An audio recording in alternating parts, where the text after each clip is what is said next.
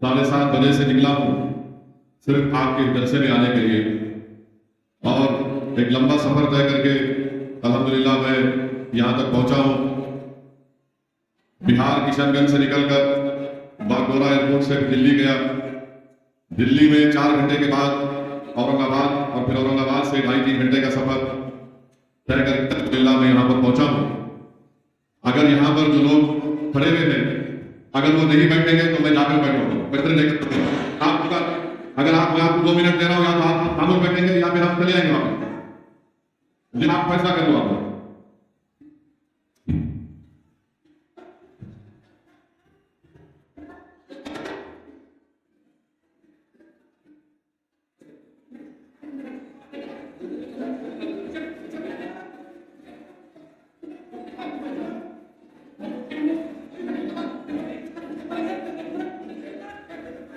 देखिए, जिस शख्स को 1-1 मिनट के लिए, उनका 1-1 मिनट कितना कीमती होता है।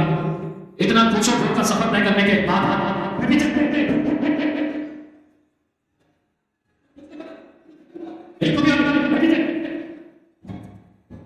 तो शर्म नहीं आ रही है कि असदुद्दीन अवैसी साहब आए हैं, ये मुल्क वाली ने तय नहीं आए हैं हम लोग यहाँ पर। अगर नहीं चाहिए तो मिनट के अंदर हम यहाँ से निकल जाएंगे, तो बताइएगा।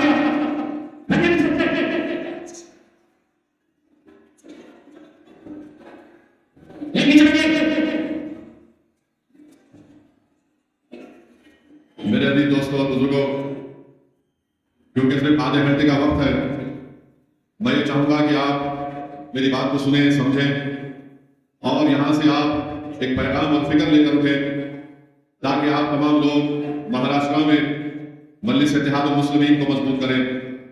अजीज़ान मिल्लत, बुजुर्गान कौम और मिल्लत, मेरे भाइयों नौजवान साथियों, मैं आपके सामने ये बताने आया हूँ कि आज हमारे वतन अजीज के जो हालात हैं, वो बड़े ही नाजुक तरीन हालात से हमारा मुल्क गुजर रहा है। और मैंने पहले ही कहा था तमाम से कि एक अंधेरी रात है और ये रात बड़ी लंबी रहने वाली है। हम हमेशा इस बात को कह रहे थे कि भारत की सबसे बड़ी अक़लियत मुसलमान और दलित को मिलकर इस अंधेरी रात का खात्मा करना जरूरी है। मगर अफसोस इस बात का है कि असदुद्दीन अवैसी के जलसों में लोग हजारों की तादाद में आते जरूर हैं, मगर जब अमल करने का वक्त आता है, आप लोग पसोपेश का शिकार हो जाते हैं।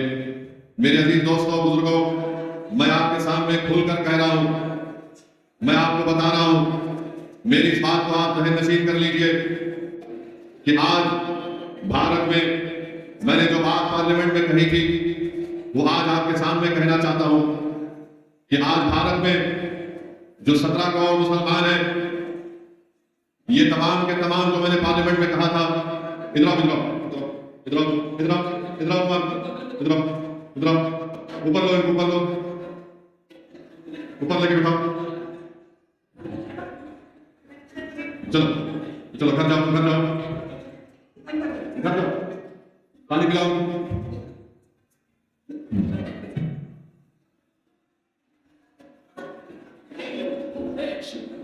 वक्त खराब मत करिए अपना, मेरा सुनिए, मैं जो बोलना चाह रहा हूं। मैंने पार्लियामेंट में अपनी तकरीर में इस बात को कहा कि आज भारत में जो मुसलमान हैं, वो अपने आप को हिटलर के जमाने में जो यहूदी अपने आप को महसूस करते थे, उसी तरह आज अपने आप को महसूस कर रहे हैं।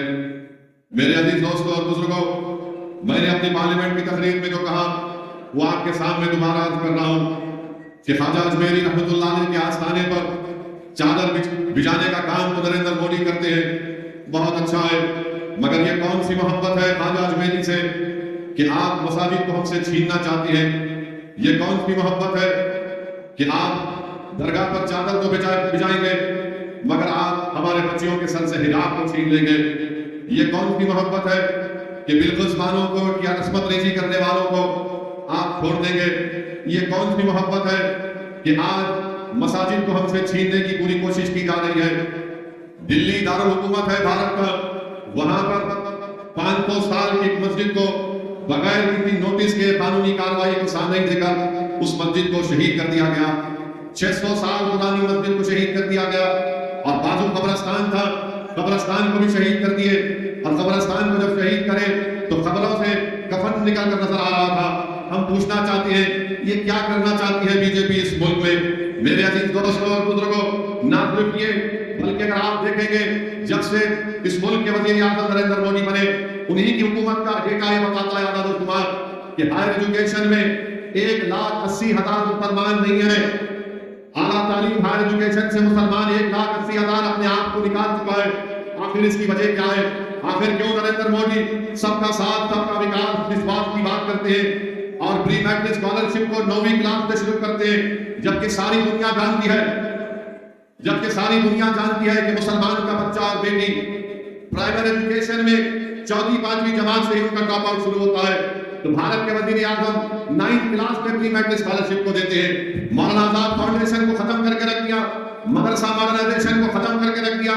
मेरे अजीज दोस्तों और बुजुर्गों, आज हम देखते हैं कि हमको ज्ञानवापी मस्जिद में क्या हुआ है और फिर बड़ी बेबाकी के साथ वजीर आजम और उनकी पार्टी कहती है कि 22 जनवरी इस मुल्क का तारीखी दिन था।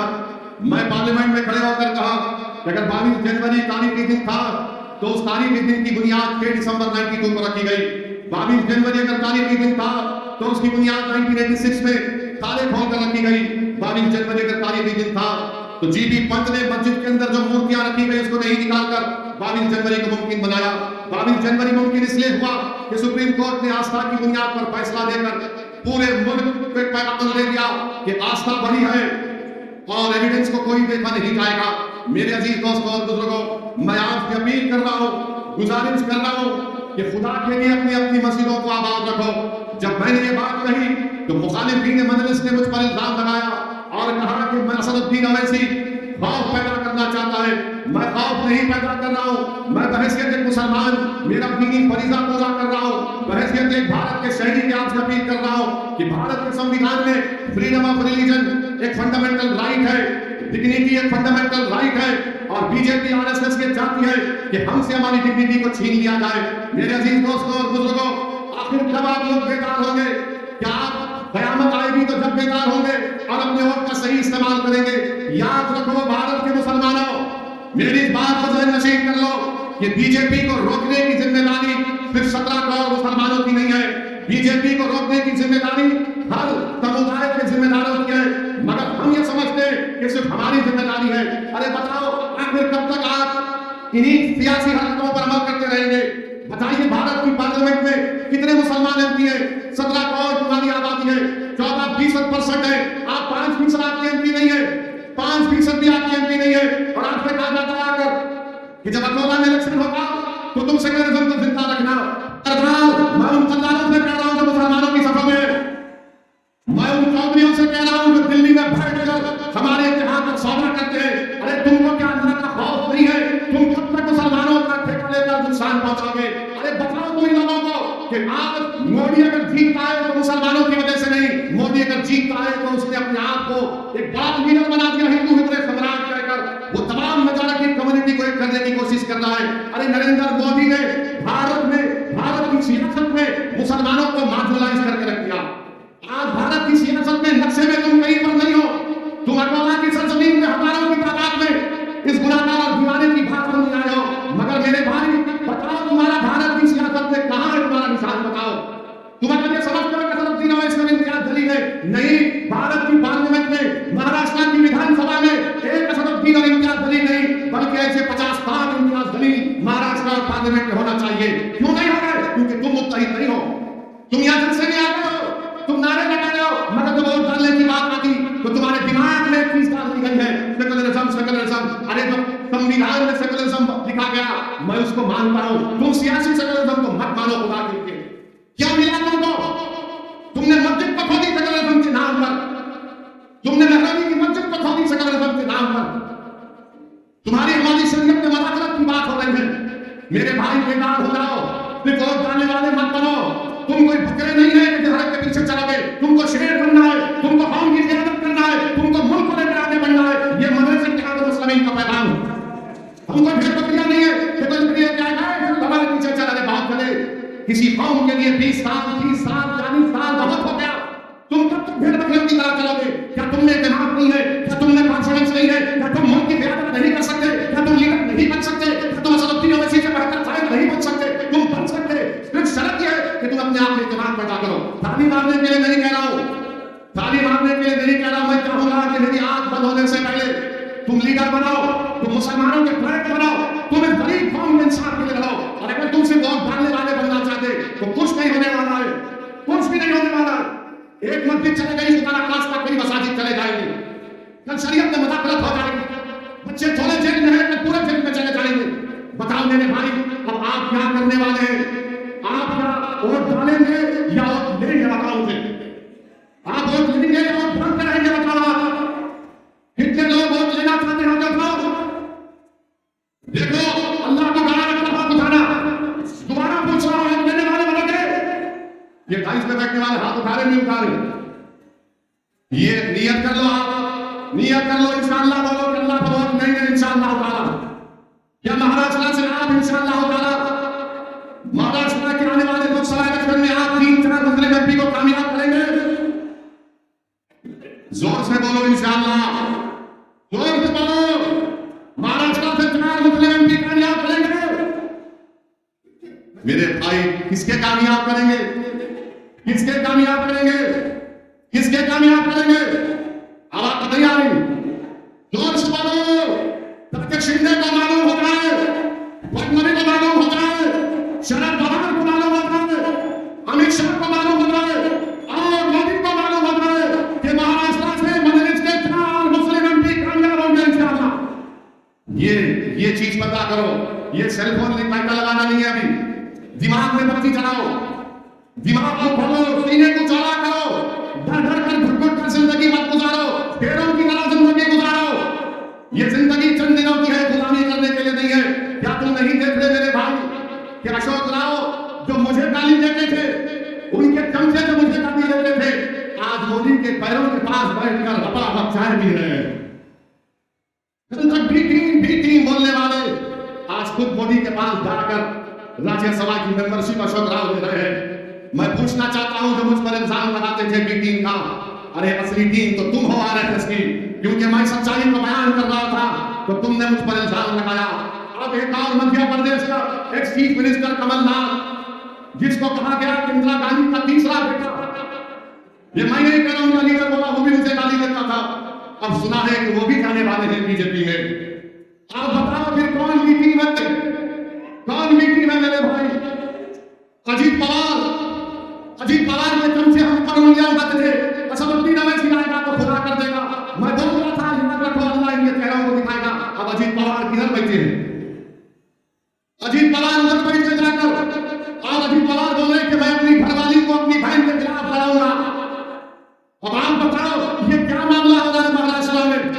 मेरे भाई, कांग्रेस के कई लोग बीजेपी में भाग रहे हैं। एक उनका बंबई का लीडर, एक उनका लीडर है, बड़ा नमूना है, उसको खाली इफ्तार की दावत दिया जाती, उसके बाद पीछे कुछ भी नहीं। हैदराबाद में आया तो हैदराबाद में आकर बोलता था तेलंगाना के इलेक्शन में असदुद्दीन अवैसी के हत्या में जलसा कराओ, मैं आऊंगा, मजलिस के खिलाफ कराओ, मजलिस को रोको। अरे बेशरम, 1.5 महीने में तू चला गया बीजेपी के साथ, कहां गया तुम्हारा वो ईमान और गैरत की बातें करने वाले? वो चले गए। अब वहां पर बैठकर हमको यहां तक यहाँ थे पुरानी पार्टी में असदुद्दीन अवैसी, इम्तियाज अली की टीम। मेरे भाई याद रखो, हमेशा मुल्तान हमको मुसलमानों से पहुंचा। टीपू सुल्तान को शहीद करने वाले, गद्दारी करने वाले कौन? मुसलमान।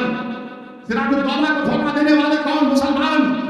करबला के मैदान में इमाम हुसैन को शहीद करने वाले कौन? मुसलमान। करबला के मैदान में आले रसूल पर पानी बंद करने वाले कौन? मुसलमान। इमाम हुसैन के साथ नमाज पढ़ करके और नमाज के बाद तलवार उठाते। मेरे भाई याद रखो, अपने सफों में जो मुनाफिकीन छुपे हुए उनको पहचानो। आपके हमारे सफों में जो मोदी, अमित शाह और ये तमाम पार्टियों के लोग छुपे हुए नास्तिक के साथ को पहचानो। इनको तुम पहचान लो, कामयाबी तुम्हारे कदम को चूम देगी। तुम पहचानो तुम्हारी सफों में कौन तुम्हारा दोस्त है, कौन तुम्हारा दुश्मन है। पार्लियामेंट में हमने एक मुस्लिम एमपी है, किसी और पार्टी के नाम नहीं लूंगा, पार्लियामेंट में बहस हो रही थी, मुझे फोन किया ओवैसी साहब आज आप पार्लियामेंट जा रहे, मैंने कहा जाऊंगा, आप उनकी है, बोले वो डिबेट हो रही उसके ऊपर, मैं आपकी तकरीर सुनूंगा, मेरा आप भी आओ आकर बैठो। बोले नहीं हमारी पार्टी बोली नहीं जाना। और जब मैंने पार्लियामेंट में ये जितने कांग्रेस के, राष्ट्रवादी के, ये जितने सेक्युलर लोग हैं, इनसे एक ही सवाल करना आइंदा जब आएंगे आपके पास, इनसे एक ही बात पूछो, क्या तुम अपनी जबान से बाबरी मस्जिद बोल सकते नहीं बोल सकते? पूछो इन लोगों से, पूछ रहे लोगों से, हम तो पार्लियामेंट में खड़े होकर बोले हमारा ईमान क्या है मुसलमानों का। एक जगह जिस जगह मस्जिद बन गई, मस्जिद है रहेगी, और जब क़यामत आएगी तो अल्लाह पहले दुनिया के मसाजिद को उठाएगा, उसके बाद दुनिया का खात्मा होगा। कैसे खात्मा होगा? मसाजिद उठानी पड़ेंगी, आसमान को चादर की तरह अल्लाह पलट देगा, समंदरों से आग निकलेगी, 6 महीने का बच्चा उसके सिर के बाल सफेद हो जाएंगे। ये क़यामत का असरात है। आज देख रहा हूं, हमने बाबरी मस्जिद जिंदाबाद का नारा लगाया, अमित शाह के सामने नारा लगाया, बाबरी मस्जिद जिंदाबाद रहेगी इंशाअल्लाह होगा। ये नहीं बोल सकेंगे। अब ये बात जब बोलेंगे सेकुलर पार्टी गठबंधन के लोग महाविकास के, ये भड़काऊ भाषण देता है। अरे भड़काऊ भाषण नहीं दे रहा हूं, क्या तुम्हारे दिलों में जो जज्बात छुपे हुए मैं उसको बयान कर रहा हूं या नहीं कर रहा हूं, बताओ मुझे। ये तुम्हारे दिलों में बाबरी मस्जिद है नहीं, बताओ मुझे। तुम्हारे दिलों में तकलीफ है नहीं बाबरी मस्जिद की, बताओ मुझे। अगर है तो नारा लगाओ मेरे साथ, नारा तकलीफ। अब कल से ये तमाम पोते महीना शुरू हो जाएंगे। ये ओवैसी ऐसा नहीं बोलना था, ये क्या बोल रहा, ये क्या गलती हो गया ना, ये सब खत्म करो, भूल कर आगे बढ़ो। अरे तो अपने बाप को अपनी अम्मा को नहीं भूल सकता तो मैं अपनी मस्जिद को भूलूंगा? भूल जाना है, खत्म कर दिया। जितना 30 साल हो गए, 30 साल नहीं। यहूदी क्या करते, हिटलर ने 6 मिलियन 7 लाख यहूदियों को खत्म किया। कब किया? 1930 में। हम 2024 में आ गए। हर साल यहूदी जो हॉलोकॉस्ट को याद रखते, तो भारत के मुसलमानों को भी 6 दिसंबर को याद रखना पड़ेगा। अगर तुम 6 दिसंबर को भूल जाओगे, नौजवानों तुम नहीं देखे, हम देखे, अगर तुम 6 दिसंबर को भूल जाओगे तो खुदा ना खास्ता तुम्हारी जिंदगी में फिर 6 दिसंबर ना हो जाए। खुदा ना खास्ता तुम्हारी जिंदगी में फिर 6 दिसंबर ना हो जाए। मेरे अजीज दोस्तों और बुजुर्गों, अब आप देख रहे हैं महाराष्ट्र में कोई सेकुलर नहीं रहा, कोई सेकुलर नहीं रहा। उद्धव ठाकरे कहते हैं कि हम खुश हैं कि हमने 6 दिसंबर को मस्जिद को तोड़ा, और उद्धव ठाकरे के साथ कौन है? शरद पवार साहिब, कांग्रेस के लीडर। और यही कांग्रेस आकर बोलेगी अरे भाई बचा लो। अरे आप हमको बोल रहे, अपने आप को तो बचा लो। पंजाब में सिद्धू जा रहा है, सुना बीजेपी में, वो डॉक्टर्स होगा, वो जा रहे हैं बीजेपी में। कांग्रेस में फिर क्या हो रहा है? कांग्रेस पार्टी वाले बताएंगे देश को। अब हमारे देश में क्या हो रहा है मेरे भाई?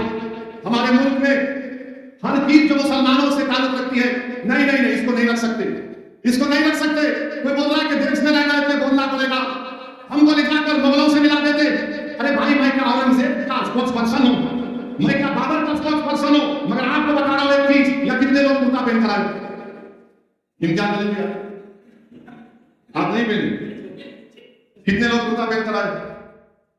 मोदी भी कुर्ता पहनते ना, उद्धव ठाकरे भी कुर्ता पहनते ना। इम्तियाज में खूबसूरत दिखता कुर्ता पहनते। ये कुर्ता कहां से आया? ये कुर्ता कहां से आया? ये कुर्ता कहां से आया मालूम तुम्हारे को? अरे वो बाबर दिया जी कुर्ता में। प्याज खाते आप लोग? प्याज कहां से आई? प्याज कहां से आई? औरंगजेब दिया दी। हमारी बहनें लहंगा चोली पहन देना कहां से आया? नूरजहां से आया।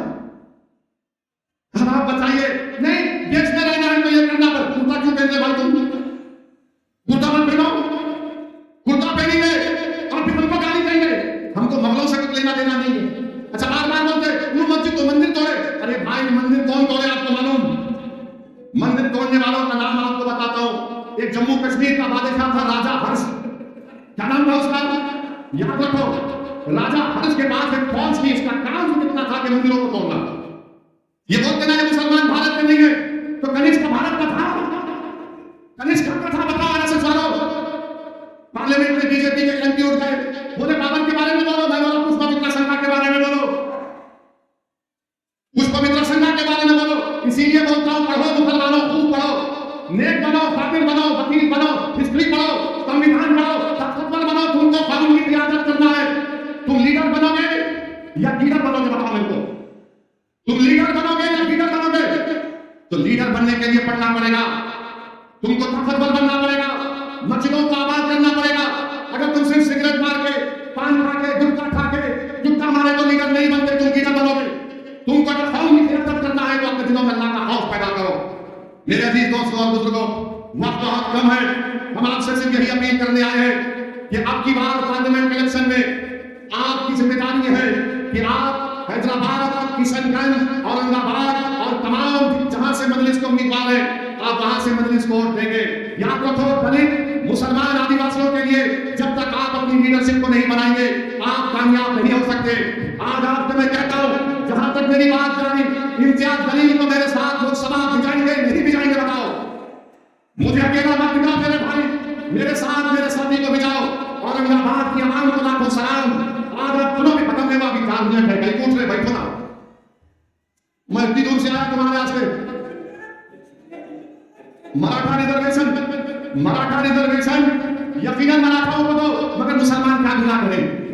मुसलमानों में जो बैकवर्ड क्लास है, तो मैं हमारे मराठा भाइयों को मुबारकबाद देता हूं कि कल शिवाजी, छत्रपति शिवाजी की जयंती है। मैं आरएसएस के लोगों को बोलना चाह रहा हूं, आखिर तुम ये झूठ कब तक बोलोगे कि छत्रपति शिवाजी मुसलमानों का दुश्मन था?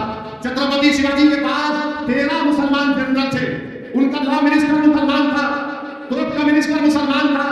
शिवाजी एक सूफी के पास बराबर जाते थे, तो शिवाजी मुगलों के खिलाफ था, छत्रपति शिवाजी इस्लाम के खिलाफ नहीं था। छत्रपति शिवाजी इस्लाम के खिलाफ नहीं थे, वो तो गरीब और मजलूमों का बहुत बड़ा फाउंडेशन था। मेरे अजीज दोस्तों और बुजुर्गों, ये आरएसएस की कोशिश है कि शिवाजी मुसलमानों के खिलाफ था। अरे 13 लोग आगरा से शिवाजी भागे मुसलमानों के साथ। अफजल खान को जब शिवाजी ने खत्म किया, मुसलमान उनका बॉडीगार्ड था। बहरहाल मेरे अजीज दोस्तों और बुजुर्गों, आने वाले पार्लियामेंट इलेक्शन में मुत्तहदा तौर पर अपने वोट का इस्तेमाल करिए, मुल्क को बचाइए। हम आप पूरी कोशिश करेंगे कि तीसरी मर्तबा भारत का वजीर आजम नरेंद्र मोदी ना बने। क्या आप और हम मिलकर कोशिश करेंगे कि हम रोकेंगे नरेंद्र मोदी को प्राइम मिनिस्टर बनने से? आप मजलिस के 4 आदमी को कामयाब करेंगे महाराष्ट्र से, इम्तियाज जलील को कामयाब करेंगे। जोर से बोलो, इम्तियाज जलील जिंदाबाद, इम्तियाज जलील जिंदाबाद, मजलिस इत्तेहाद मुस्लिमीन जिंदाबाद, हमारा इत्तेहाद जिंदाबाद, जोर से हमारा इत्तेहाद जिंदाबाद, हमारा इत्तेहाद जिंदाबाद। मुट्ठी बनाकर बोलो, नारे तकबीर, नारे तकबीर। बहुत बहुत शुक्रिया, अस्सलाम वालेकुम।